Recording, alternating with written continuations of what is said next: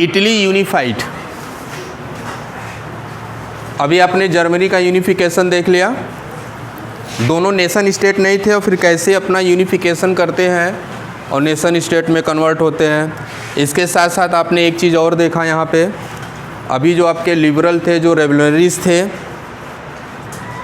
जो nation state बनाना चाहते थे, ठीक है, उनसे हटकर एक नया चीज़ आपको देखने को इसमें मिला कि उस समय का जो राजा था, मोनार्क, उसने खुद ही अनाउंसमेंट किया कि मैं नेशन स्टेट बनाऊंगा। और इसका एग्जाम्पल आपने कहाँ पे देखा? यूनिफिकेशन ऑफ जर्मनी, जिसमें वहाँ के राजा ने ही अनाउंसमेंट किया कि हम जर्मनी को क्या करेंगे, यूनिफाइड करेंगे, एक करेंगे और इसको नेशन स्टेट में कन्वर्ट करेंगे। तो इसके पीछे उनका बेनिफिट क्या था, ये मैंने आपको बता दिया था पिछले वाले लेक्चर में। इस बार हम लोग देखते हैं Italy unified means unification of Italy. Like Germany, Italy to had a long history of political fragmentation. Italians were scattered over several dynastic states as well as the multinational Habsburg Empire. अब आप यहाँ पे एक चीज़ समझ लो कि Italy जो था unified नहीं था, बहुत सारे पार्ट में वो क्या था, डिवाइड था, छोटे छोटे पार्ट में वो अलग अलग डिवाइड था। During the middle of the 19th century Italy was divided into 7 state. अगर हम 19th सेंचुरी के मिडिल की बात करते हैं तो उसमें जो इटली था वो कितने स्टेट में डिवाइड था? 7 स्टेट में डिवाइड। तो ये 7 स्टेट को समझने के लिए हमको क्या देखना पड़ेगा? मैप। आपको एक बार मैप देखना पड़ेगा। ये देखिए मैप दिया हुआ है और इसमें लिखा हुआ है इटालियन स्टेट बिफोर यूनिफिकेशन। 1858 के पहले, जब यूनिफिकेशन इटली का नहीं हुआ था, उसके पहले का ये है। और यहाँ पे 14B में क्या है? After unification. ये पूरा इटली का मैप है। किसका? इटली का है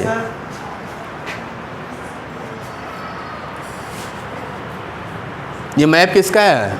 इटली का। ये देखो बिफोर यूनिफिकेशन है और ये आफ्टर यूनिफिकेशन।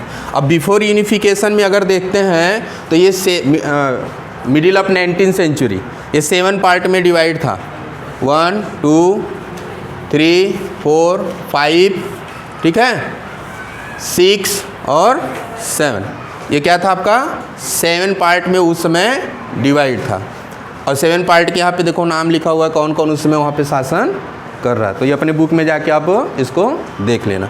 तो बिफोर यूनिफिकेशन इटली जो था वो डिवाइडेड इनटू 7 स्टेट। 7 स्टेट में डिवाइड था। Which only one Sardinia Piedmont was ruled by an Italian princely house. अब अगर हम बात कर लेते हैं मैप के थ्रू हम समझ लेते हैं, तो इटली 7 पार्ट में डिवाइड था, लेकिन इस 7 पार्ट में सिर्फ 2 ऐसे पार्ट थे जहाँ एक ऐसा पार्ट था जहाँ पे इटली का राजकुमार शासन करता था। नहीं, अदर पार्ट में कौन शासन करता था? दूसरे लोग। है ये इटली, ये पूरा क्या है हमारा? इटली ही है। लेकिन शासन करने की अगर बात करते हैं तो उस समय जो राजा था वो सिर्फ यहाँ शासन कर रहा था। ये क्या है आपका? सार्डिनिया पेडिमोंट, ये एरिया है। इस पे ही सिर्फ इटालियन प्रिंसेस का शासन था, प्रिंस का शासन था। बाकी जो अलग अलग पार्ट थे, इस अलग अलग पार्ट पे दूसरे लोगों का शासन। क्लियर हो गया आपको मैप में?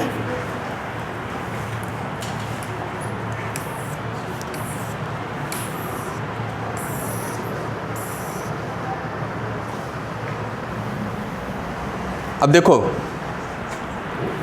यहाँ पे आप समझो कि सार्डिनिया पेडिमोंट के ऊपर किसका शासन था? इटालियन प्रिंस का शासन था।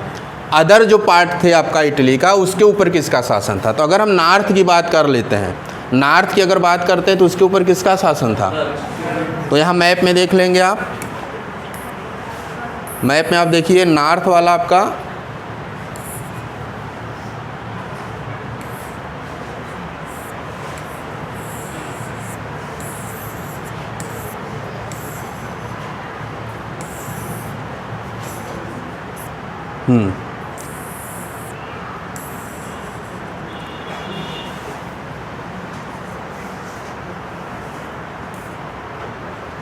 यहाँ नॉर्थ में किसका शासन है? लैम्बर्डी। ये किस में आते हैं?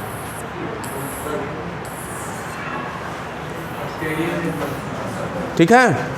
सेंटर में किसका शासन है? Centre was ruled bye pop and southern reason. Centre जो हमारा है ये वाला हिस्सा, ये जो सेंटर वाला हिस्सा हमारा है, ये इसके ऊपर कौन शासन कर रहा था? पॉप। ठीक, आपको मैप में जाके इसको क्लियर करना पड़ेगा अच्छे से। और आप आ जाइए फिर यहाँ पे, and southern reason were under the domination of the Bourbon king of Spain. और साउथर्न की अगर बात कर लेते हैं, साउथ वाला, तो किंगडम ऑफ बोथ सिसिलीज, यहाँ पे इनका शासन चल रहा था।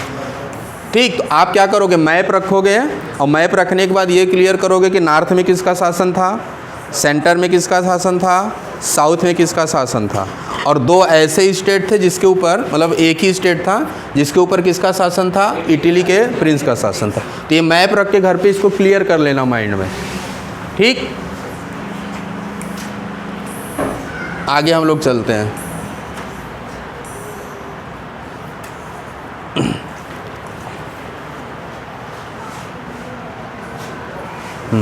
Even the Italian language had not acquired one common form and still had many regional and local variation। अगर हम लैंग्वेज की बात करते हैं, क्योंकि नेशन स्टेट का जब आपने डिफिनेशन पढ़ा था तो उसमें सबसे बड़ी बात क्या थी? कॉमन लैंग्वेज होना चाहिए, कॉमन हिस्ट्री और कॉमन लैंग्वेज। तो कहीं ना कहीं कॉमन लैंग्वेज की बात कर रही थी, क्योंकि ये पूरा मैप किसका है? इटली का था। और इटली का लैंग्वेज क्या होना चाहिए था? Italian language. लेकिन इटालियन लैंग्वेज वहाँ पे नहीं चल रहा था। कुछ हिस्सों में इटालियन लैंग्वेज था, अदर हिस्सों में क्या था? अलग प्रकार के लैंग्वेज चल रहे थे। तो अगर नेशन स्टेट बनाना है तो लैंग्वेज को भी क्या करना पड़ेगा? कॉमन करना पड़ेगा। तो अभी तक जो है, जब बिफोर यूनिफिकेशन ऑफ इटली, जो इटालियन लैंग्वेज था इसने अपना कॉमन फॉर्म नहीं पाया था, कॉमन लैंग्वेज के रूप में ये नहीं जाना जाता था। तो वहाँ पे कौन से लैंग्वेज चलते थे? मेनी रीजनल और लोकल वेरिएशन। क्षेत्रीय भाषा भी होता है ना। ड्यूरिंग द 1830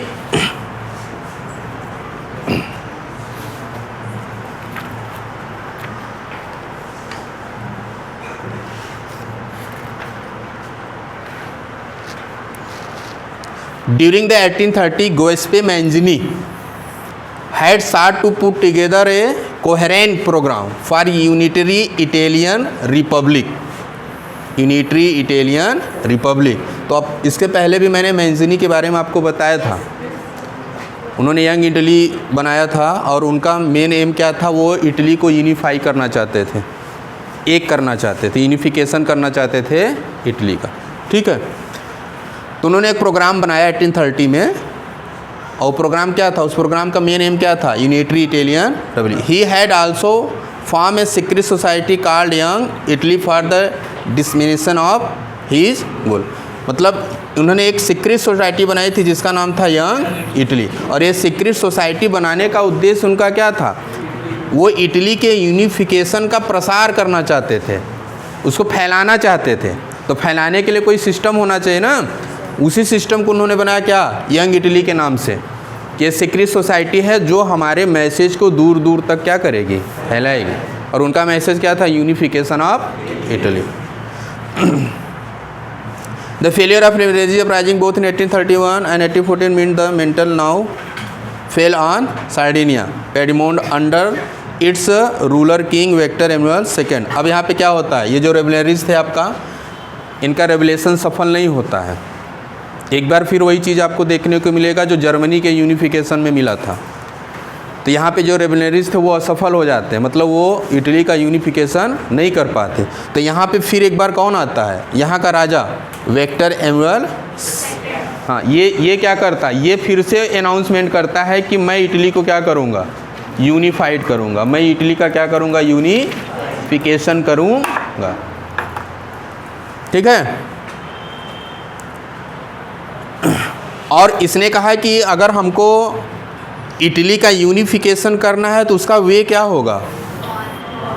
मतलब हम वार के थ्रू इटली के पार्ट को, जो छोटे छोटे पार्ट में इटली बटा हुआ था, अलग अलग लोग उस पर शासन कर रहे थे, तो इसने कहा कि मैं वार हाँ, लड़ाई लड़ूंगा, लड़ाई लड़ के सभी पार्ट को क्या कर दूंगा, एक कर दूंगा। तो इसका वे क्या था, in the eyes of ruling elites of this region ये unified Italy offered them the possibility of economic development and political dominance. अब यहाँ पे एक बात समझो कि राजा इतना इंटरेस्टेड क्यों था। राजा जो एक्टर एमुअल सेकंड है, ये इतना इंटरेस्टेड क्यों है यूनिफिकेशन ऑफ इटली को लेकर। तो उनको बेनिफिट था, क्या बेनिफिट था, ruling elite of the region ये unified Italy offered them possibility of economic development. अगर अभी छोटे पार्ट में शासन कर रहे हैं, अगर पूरा इटली उनके अंडर में हो गया तो उनका एरिया भी बढ़ जाएगा, और जब एरिया बढ़ जाएगा तो उनका क्या हो जाएगा, इकोनॉमिक डेवलपमेंट होगा, और साथ में क्या होगा, पॉलिटिकल डोमिनेंस। साम्राज्य भी तो बढ़ेगा, अधिकार भी तो उनका बढ़ेगा। राज्य का जब दायरा बढ़ेगा तो इकोनॉमिक भी उनकी बढ़ेगी, इकोनॉमी अच्छी हो जाएगी, और साथ में क्या है, उनका अधिकार भी बढ़ेगा। बड़े भूखंड पे वो अपना क्या करेंगे, शासन करेंगे। तो ये इनको बेनिफिट समझ में आ रहा था, इसलिए इन्होंने अनाउंसमेंट किया कि हम क्या करेंगे, वार के थ्रू इटली को यूनिफाई कर देंगे। वार के थ्रू क्या कर देंगे, इटली को यूनिफाई। क्लियर।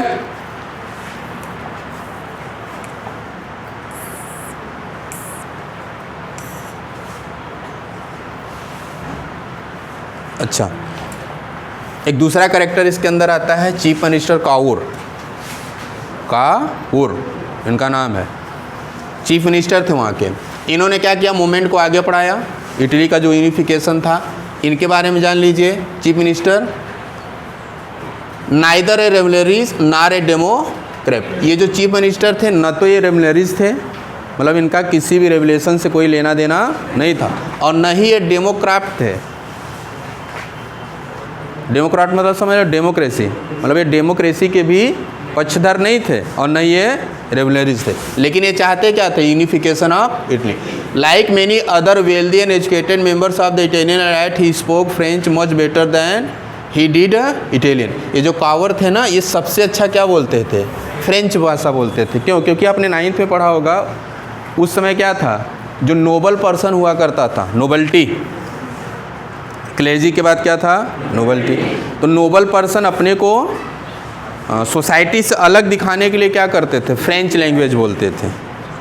फ्रेंच लैंग्वेज अपने आप को अलग दिखाने के लिए, ठीक है। तो ये जो आपके कावर थे, ये इटालियन से ज़्यादा बेटर क्या करते थे, फ्रेंच लैंग्वेज बोला करते थे। Through a tactful diplomatic alliance with the French engineered by Cavour, Sardinia Piedmont succeeded in defeating the Austrian force in 1859। अब क्या करता है, सार्डिनिया पेडिमोन जो है, ये ऑस्ट्रेनियन फोर्स को 1859 में क्या कर देता है, हरा देता है। मैप देखो आप,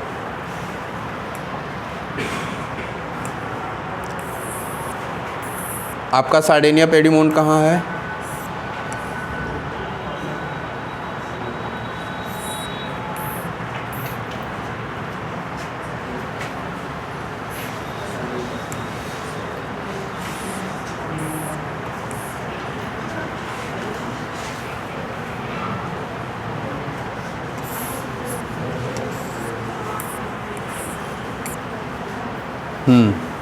आइए देखते हैं।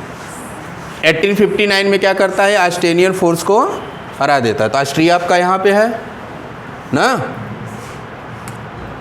मिसप्रिंट हो गया क्या इसमें लग रहा। चलिए अच्छा देखते हैं। Apart from regular troops a large number of armed volunteers under the leadership of Giuseppe Garibaldi joined the ferry in 1860. they march into South Italy and the kingdom of two Sicilies.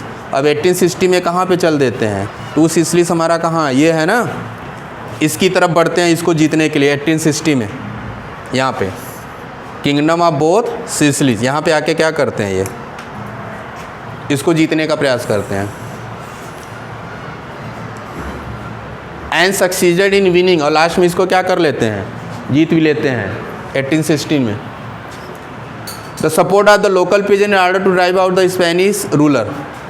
और ये जो यहाँ पे इनका जो to Sicilies में युद्ध चल रहा था, इस वार में इनको किसका सपोर्ट मिल जाता है, जो लोकल पीजेंट्स है, जो लोकल किसान थे उन्होंने भी अपना क्या किया, सपोर्ट दिया वहाँ से। किसको भगाने के लिए, स्पेनिश जो थे इनको भगाने के लिए। In 1861 Victor Emmanuel second was proclaimed king of united Italy. 1861 आते आते अब इटली का क्या हो जाता है, पूरा यूनिफिकेशन हो जाता है। अब यहाँ पे देखो अलग अलग कलर में दिख रहा था इटली, आफ्टर यूनिफिकेशन एक कलर में दिख रहा है। तो जब पूरे इटली का यूनिफिकेशन हो जाता है तो उसके बाद क्या किया जाता है, उसके बाद वेक्टर एमुअल सेकेंड को वहाँ का राजा घोषित कर दिया जाता है। कहाँ का, यूनाइटेड इटली का राजा घोषित कर दिया। कहाँ का, यूनाइटेड इटली का। अब मतलब पूरे इटली का राजा कौन हो गया। However, much of the Italian population among whom read the literacy were very high remain blissfully unaware of liberal nationalist ideology। इसमें कह रहा है कि बहुत सारे इटालियन पॉपुलेशन ऐसे थे जो बहुत पढ़े लिखे भी थे, लेकिन उनका लिबरल नेशनलिस्ट आइडियोलॉजी से कोई लेना देना नहीं था, उससे वो अछूते थे, उसके बारे में कुछ जानते नहीं थे। The peasant masses who had supported Garibaldi in southern Italy had never heard of Italian. और वो किसान जिन्होंने गैरीवाल्दी का सपोर्ट किया था उन्होंने कभी भी इटालिया के बारे में नहीं सुना था, इटालिया क्या होता है इसके बारे में वो नहीं जानते थे। एंड बिलीव दैट ला टालिया, इटालिया का स्टार पर वो क्या जानते थे, ला टालिया। ला टालिया क्या था, वाज वेक्टर एमुअल्स वाइफ। ये जो नाम था उसको क्या समझते थे, वेक्टर एमुअल्स की।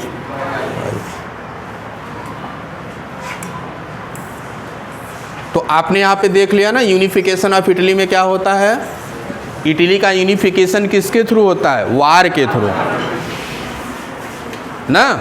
स्टार्टिंग यूनिफिकेशन ऑफ इटली की स्टार्टिंग कौन करता है, मैजनी करता है, सेक्रेट सोसाइटी बनाता है, रेवलेशन करता है, मैसेज को सेपरेट करता है, फैलाता है, लेकिन नहीं सफल हो पाता है। फिर वहाँ का जो राजा है वो खुद ही अनाउंसमेंट करता है, वेक्टर एमुअल सेकेंड खुद ही अनाउंसमेंट करता है कि मैं पूरे इटली को यूनिफाई करूँगा और उसके लिए जो वे होगा वो क्या होगा, एट लास्ट वार के थ्रू वो पूरे इटली का यूनिफिकेशन कर देता और अपने आप को वहाँ का सम्राट, वहाँ का राजा घोषित कर देता।